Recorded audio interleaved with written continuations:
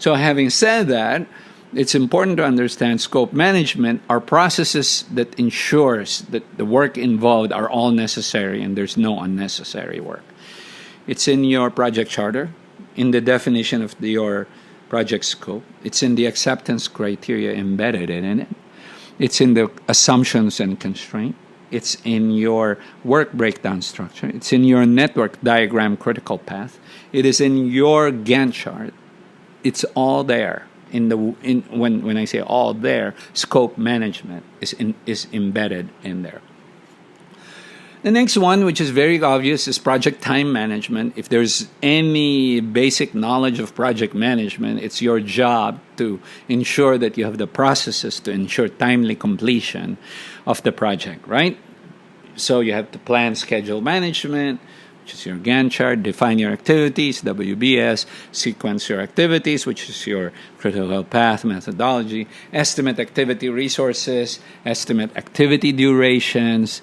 Obviously, that's also your critical path methodology embedded in it. Develop schedule and control the schedule. It's also your Gantt chart and your tracking Gantt chart. So project time management is something that we're quite familiar with, right? Then comes project cost management. These are processes to ensure that the project completes within the approved budget. It's in plan cost management, it's in estimating the costs, it's in determining the budget, and it's in developing, controlling costs. For many of us, you have procurement departments, you have finance departments. We have very mature capabilities in managing costs and all the checks and balances associated with levels of authority in spending has been well defined. And so cost management is relatively easy. For some of you guys, cost management is not so straightforward and it's more difficult. And the rigor and the diligence needed to do cost management is more rigorous, right? Also part of the core knowledge area is project quality management.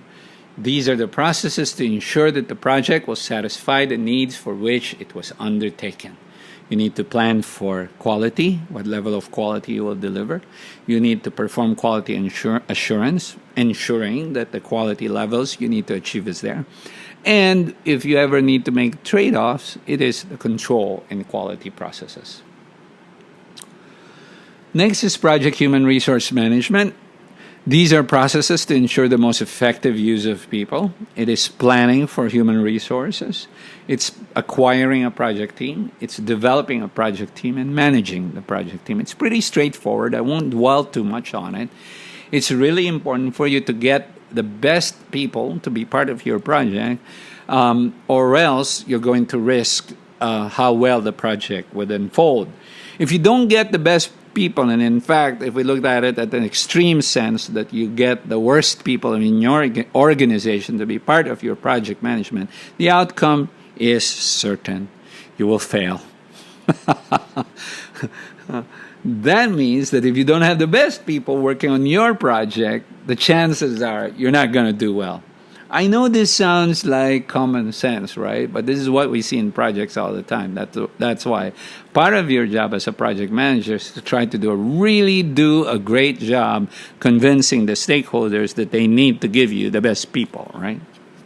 I certainly do, because otherwise I want to get out of that project because I don't want to be a loser. And if I see that my team has no ability to execute, all I'm trying to do is setting myself up for failure as well as my team.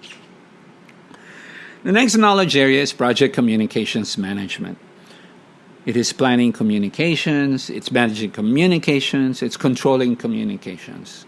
These are processes to ensure timely and appropriate generation, collection, dissemination, storage, and ultimate disposition of project information. It is evident in the way you started the project with a feasibility study or a business case.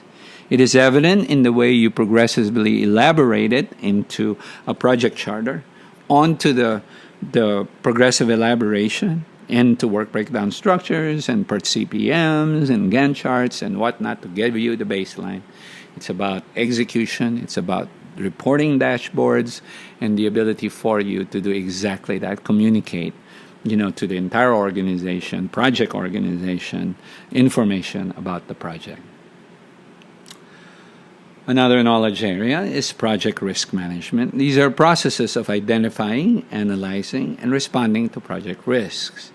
It is planning for risk. How do you manage risk in a project?